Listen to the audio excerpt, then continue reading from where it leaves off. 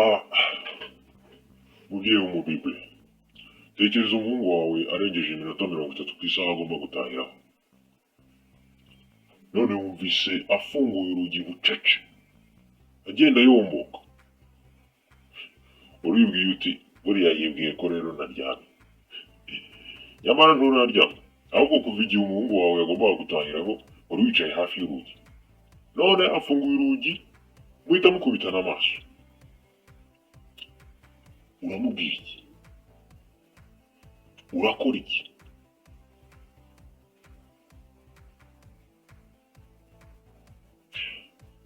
Tugiye kuganira, ese birakwiriye ko umutegeka isaha atagomba kurenza atarataha? Umuhungu wawe cyangwa umukobwa wawe. None muri iyo mimerere uraza gukora iki nk'umubyeyi w'umubibi? Hari ibintu byinshi ushobora gukora. Ushobora gusa n'uwirengagije iryo kosa, ukavuga wenda uti niko abana b'abahungu babaye. Ariko nanone ushobora wenda kubiha uburemere bukabije, ukavuga uti ubu none wongeye kugufatira ibyemezo bikaze. Ubwo ni uburyo bw'ubwo ushobora kwakiramo ibintu. Icyakora, aho kugira ngo uko ugire icyo ukora uhutse, hari ikintu wagombye kubanza gukora. Icyo kintu ni igiki mubyeyi w'umubibi turi kumwe? Banza utega amatwi, wumve niba hari impamvu yumvikana yaba yatumye atinda gutaha. Icyo ni cyo kintu cya mbere ukeneye gukora wihuse. Banza umenye impamvu yumvikana yaba yatumye atinda gutaha. Ni iyo mpamvu. Hanyuma urebe ese ishyize mu gaciro iyo mpamvu. Kuba tubahirije isaha bishobora gutuma uboneraho uburyo bwo kumwigisha isomo ry'ingenzi. Wabigenza ute rero? Bwira umwana wawe ko icyo kibazo muzakiganiraho bukeye bwaho. Mubwira uti ejo tuzakiganiraho neza icyo kibazo. Hanyuma mu gihe gikwiriye wicarane n'umwana wawe muganire uko mwagikemura. Dore uko ababyeyi bamwe bagerageje kubigenza, ahari nawe wenda byagufasha. Tuvuge ko umwana wawe arengeje isaha yo gutaha, yemeranyijeho nawe wowe mubyeyi cyangwa se namwe babyeyi mwamubyaye cyangwa se mu murera. Ubutaha iyo yongeye guhabwa uruhushya, isaha atagombye kurenza, bamwe mu babyeyi babonye ko ari byiza kuyigabanyaho iminota 30. Urumva yarengejeho iminota 30. Noneho namwe mugabanyijeho iminota 30. Ku gihe mwamuhaye nk'isaha agomba gutahiraho, mugahita mugabanyaho 30 minutes. Ariko nanone ku rundi ruhande, iyo umwana ahora ataha ku isaha mwumvikanyeho kandi akaba amaze iminsi yitwara neza, mushobora kureba niba yahabwa umudendezo ushyize mu gaciro, wenda mukigiza inyuma isaha yatahiragaho. Uzi ikintu umubitse mu mwana?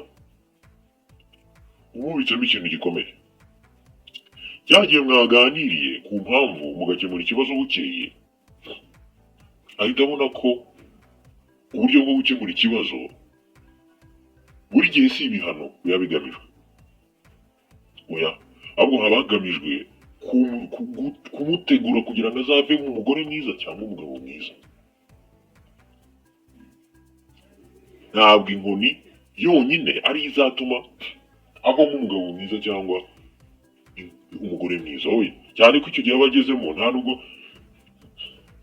inkoni iba ikenewe cyane, haba hakenewe ibiganiro. Uzi ko n'abana ariko bato bacishwaho ikinyafu, baba bakeneye ko babwira impamvu bagiye gukubitwa, kandi nta nubwo umwana akora ikintu bwa mbere ngo umukubite. Oya, ahubwo hari inshuro wenda ashobora kugikora ukamubwira ko uzamuhana. Rero nabo babona ubu babitsemo ikintu gikomeye cyane kizatuma baba abagore beza n'abagabo beza, kuko urabaganiriza ukababwira impamvu, ukababwira ingaruka bishobora kugira, ukababwira ko bibaye byiza hari ukundi kuntu babigenza, ukabaganiriza. Ababyeyi muzi ukuntu muganiriza abana banyu. Hanyuma rero ikintu cya kabiri wowe ubabitsemo, ikintu wubahaye, imbuto wubateyemo ni iyi ngiyi.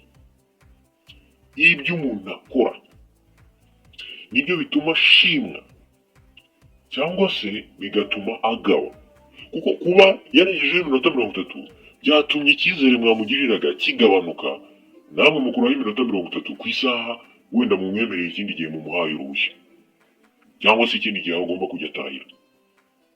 Ibyo bimwereka ko buri kintu cyose tubiba ni nacyo dusarura, buri kintu tubiba ni nacyo dusarura. Ikindi kintu umweretse ni uko icyizere umuntu aragiharanira, icyizere tugitangira ibitambo, icyizere tukigura ibikorwa byiza. Nitwara neza mukegeza inyuma, icyo kintu azakibona, azabona ko icyizere tugiharanira, ko icyizere tukigura, ko icyizere umuntu aba agomba kugikorera, ntabwo akibonera ubuntu. Niba atarakiboneye ubuntu ku babyeyi be, azakibonera ubuntu ku bandi bantu bo hanze nkatwe. Reka icyo kintu uba umuhaye, icyo kintu iyo mbuto uba umuteyemo ni iy'ingenzi kandi izamufasha kuba umugabo cyangwa se umugore mwiza, izamufasha kuba umuntu mwiza muri rusange muri sosiyete. Buriya ni iby'ingenzi ko umwana wawe amenya neza igihe akwiriye kugerera mu rugo n'ibihano ashobora gufatirwa naramuka arenze ku isaha yo gutaha mwumvikanyeho, kandi ugomba nawe kubahiriza ibyo bihano. Ibi ntabwo birangirira gusa mu kuganira n'umwana mu gihe yarengeje igihe cyangwa se mu gukuraho igihe ku cyo yatahiragaho kubera ko yakirengeje, oya, ahubwo binajyana n'ibihano kugira ngo amenye ko nta bagabo babiri mu rugo, nta n'abagore babiri baba mu rugo. Aho birashoboka, wenda birashoboka, ariko nta bagabo babiri mu rugo. Hano twari turi kureba ku rugero rw'umwana w'umuhungu, cyekora birareba n'umwana w'umukobwa. Ugomba kumumenyesha ko narenze igihe runaka hari ibihano agomba gukora, kandi nawe nk'uko wabivuze ukabitanga mu gihe bibaye inshuro zingahe mwumvikanye. Ibyo bishobora kubafasha mwembi, ari wowe mubyeyi bikagufasha kurera neza, n'umwana nawe ubwe ku giti cye bikamufasha.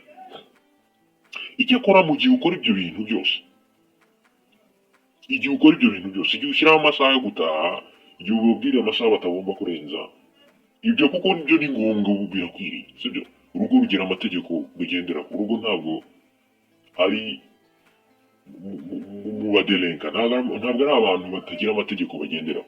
Aba mu rugo kimwe n'igihugu, kimwe n'ahandi hantu hose, urugo rugira amategeko, kandi buriya mu rugo ni naho twese twigira kubaha amategeko. Kubera ko iyo tutabibashye tugerwaho n'ingaruka z'ibihano ababyeyi baduha iyo twanze gukurikiza amategeko baduhaye. Rero nawe mu mategeko ugomba gushyiraho umubyeyi w'umubibure harimo n'amasaha yo gutaha. Ibyo byo ni ibisanzwe, ibyo ugomba kubikora, ahubwo twari turimo turareba uburyo bwo kubikora bwiza. Hanyuma rero mu gihe ushyiraho amategeko yo gutaha, mu gihe ushyiraho ayo masaha abantu batahira batagomba kurenza, cyane cyane abana bawe, hari ikintu ukwiriye kuzirikana. Abafilipi igice cya 4 umurongo wa 5 aravuga ngo gushyira mu gaciro kwanyu bimenywe n'abantu bose, dore umwami ari hafi. Ikintu ukwiriye kuzirikana ni uko uba ugomba gushyira mu gaciro, ugomba gushyira mu gaciro. Kubera iki kandi gute? Dore ukuntu bigenda. Mbere yo gushyiraho isaha umwana wawe akwiriye gutahiraho, ushobora kubiganiraho nawe kugira ngo muze gushyira mu gaciro bitewe n'imimerere umwana wawe arimo. Ushobora no kumwemerera gutanga igitekerezo n'impamvu yumva ko yajya ataha icyo gihe. Buriya abana bawe rega wabarize neza, uba uzi imitekerereze yabo ukuntu imeze, uba uzi ubushobozi bwabo bwo gutekereza, uba uzi ibintu bashobora gutanga nk'ibitekerezo ukuntu bimeze, ndetse n'imikurire yabo. Ubwo rero bitewe n'ikigero cy'imyaka agezemo, uba ushobora kumwaka igitekerezo ashobora gutanga. Cyane ko umwana ubwira ngo uze gutaha izi saha, cyane nk'amasaha aba yegeye hejuru, urumva uwo mwana aba afite ukuntu amaze kuba mukuru. Rero uba ushobora kumusaba igitekerezo aho ngaho, nubwo umwanzuro wawe ari wowe wa nyuma ari wowe uwufata, ariko wowe ni umufatanyabikorwa, kandi ibyo bigaragaza ko nawe afite uruhare. Ni no kumubwira ko ari umuntu mukuru, ni no kumubwira ko ari umuntu mukuru. Iyo sinye ni nziza cyane. jya uba witeguye kwita ku byo kandi agusabye mu gihe wumva bishyize mu gaciro. Niba umwana wawe yagaragaje ko aciye akenge ushobora kumwemerera ibyo asaba niba ubona bikwiye, igihe cyose yashyize ku murongo ibintu bye akagira ukuntu abikubwira kandi bikagenda neza. Kubahiriza igihe buriya ni kimwe mu bintu by'ingenzi mu buzima, waba ahantu uzajya ku kazi, ku ishuri, gusura abantu, tuba dukeneye twese kubahiriza igihe.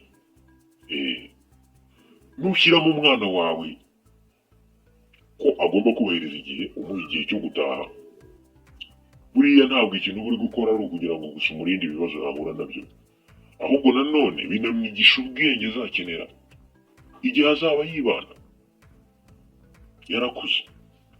Imigani igice cya 22 umurongo wa 6 wabivuga neza, aravuga ngo tuza umwana wawe inzira akwiriye kunyuramo, ndetse n'igihe azaba amaze gusaza ntazateshuka ngo yivemo. Ubwo rero ibyo ubiba mu mwana uyu munsi bizamugiraho ingaruka no mu gihe kiri imbere. Twari turimo turareba, ese birakwiriye ko utegeka umwana wawe isaha atagomba kurenza atarataha? Twabonye ko bikwiriye, kubera ko urugo ntabwo ari ikiderenga, ntabwo ari ahantu hatagira amategeko. Uya uba ugomba kumushyiriraho isaha atagomba kurenza. Icyakora mu gihe yayirengeje, jya ubanza wumva impamvu yayirengeje. Nanone uba ushobora kugabanya nk'ingaruka zo kuba yarengeje igihe. Niba yarengejeho iminota 30, ubutaha kura iminota 30 ku isaha yagombaga gutahira. Ibyo bizamwigisha ko ukuntu umuntu yitwara bituma icyizere cye kigabanuka cyangwa se kikongera. Icyakora mu gihe amaze igihe yubahiriza iyo saha, uba ushobora kumurekura mo gake, uba ushobora kumuha umudendezo mu rugero runaka. Icyo ukwiriye kwitaho muri ibi bintu byose kigaragara mu Bafilipi igice cya 4 umurongo wa 5, twabibonye neza. Ukwiriye kwita ku gushyira mu gaciro kwawe. Gushyira mu gaciro, jya uzirikana ko umwana afite umutimanama, jya uzirikana ko umwana hari icyo ushaka kumugira cyo. Urashaka ko azaba umugore mwiza mu gihe kiri imbere, urashaka ko azaba umugabo mwiza mu gihe kiri imbere. Rero ukuntu umutegura bigira ingaruka. Niyo mpamvu uba ugomba gushyira mu gaciro nk'umubyeyi w'umubibure cya kintu duhora tugarukaho, IQ yawe, imyumvire yawe ikazamuka ku buryo ureba imbere nyine nk'umubyeyi, ukareba ibyo uri gukora biri kumufasha gukura neza, biri kumufasha kuzaba umugabo mwiza cyangwa se kuzaba umugore mwiza cyangwa se kuzaba umuntu ufite akamaro muri sosiyete. Biramufasha nawe kuzaba umubyeyi mwiza, kuzarera neza nk'uko nawe urera. Ibyo ni ibintu biba bishobora kugufasha gushyira mu gaciro ku bijyanye n'amasaha n'ukuntu yayubahiriza n'ibihano bijyana nayo. Ntukirengagize ko ugomba gushyiraho ibihano mu gihe amasaha yo gutaha yarengejwe, ariko nanone jya wubahiriza ibyo wavuze. Ibyo bihano niba ubishyizeho, byubahiriza. Bizafasha umwana kubona ko koko ibyo umuntu akora, ibyo umuntu abiba n'ibyo asarura. Mu gihe uri gushyiraho ayo masaha, ushobora no kumusaba ibitekerezo nk'umuntu umaze guca akenge, kumva niba impamvu zikwiriye, ukaba ushobora kumwemerera ibyo asaba niba ubona bishyize mu gaciro. Mu migani igice cya 22 umurongo wa 6, tuza umwana inzira akwiriye kunyuramo, ndetse n'igihe azaba amaze gusaza ntazateshuka ngo yivemo. Umwana wawe ibyo urimo uramutoza azarinda asaza akibirimo. Rero jya ushyira mu gaciro ku bijyanye n'iyo ngingo turimo turaganiraho. Kubahiriza igihe ni kimwe mu bintu by'ingenzi mu buzima. Ubwo rero nushyiraho umwana wawe igihe cyo gutaha kugira ngo umurinde ibibazo yahura nabyo, ahubwo binamwigisha ubwenge azakenera igihe hazaba yibanda.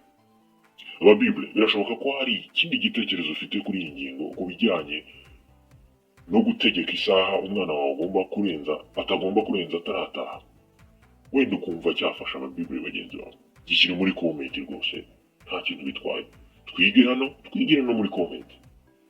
Kora like niba ibi bigushimishije, ariko nanone urebe niba wakoze subscribe aho hasi, kandi niba wayikoze ikaze mu muryango utazicuza kuba warajemo. Iyi ni Shine with Scripture.